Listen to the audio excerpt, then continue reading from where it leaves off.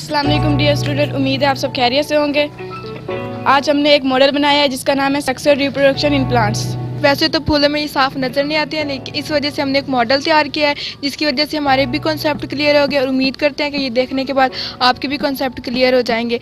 आए अब हम अपने मॉडल की तरफ चलते हैं। इसके अहम दो हिस्से होते हैं, एक तौलीदी और गैर तौलीदी हिस्से सेपल और पेटल होते हैं, जबकि तौलीदी हिस्से फीमेल और मेल होते हैं। एंथर और फिलामेंट्स मेल होते हैं, इस पूरे को हम स्टेमन भी कहते हैं, और जो जो फीमेल होता है उसे कार्पल कहते हैं। और इसके भी आगे फिर 3 पार्ट्स होते हैं, इसे स्टिग्मा कहते हैं, इसे स्टाइल कहते हैं, इसे ओवरी कहते हैं।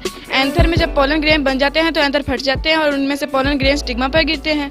इस अमल को पोलिनेशन कहते हैं। यहाँ पर न्यूक्लियस 2 न्यूक्लाई में तकसीम हो जाता है, एक जनरेटर न्यूक्लियस होता है, एक ट्यूब न्यूक्लियस होता है। ट्यूब न्यूक्लियस पोलन ट्यूब बनाता है और जनरेटर न्यूक्लियस इसके अंदर होता है, और ट्यूब न्यूक्लियस फिर ओवरी के अंदर जाता है।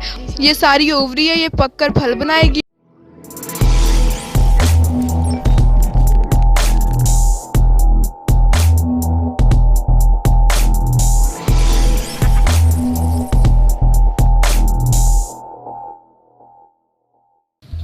ये कटर हैं दोनों, ये ब्लेड है, ये सैंड पेपर, इसके साथ ब्रशेस यूज़ हुए हैं, मार्कर, ग्लू, टिश्यू पेपर और कलर्स, डिफरेंट कलर्स, और ये बीड्स यूज़ हुए हैं जो हम इसमें इस्तेमाल करेंगे, और ये स्टीरियो फोम जिसकी मदद से हमने ये मॉडल को तैयार किया है। ये बीड्स हैं जो लेसेस वाली शॉप से मिलते हैं, ये हम इजीली ख़रीद सकते हैं, ये इतने ज़्यादा कॉस्टली नहीं होते।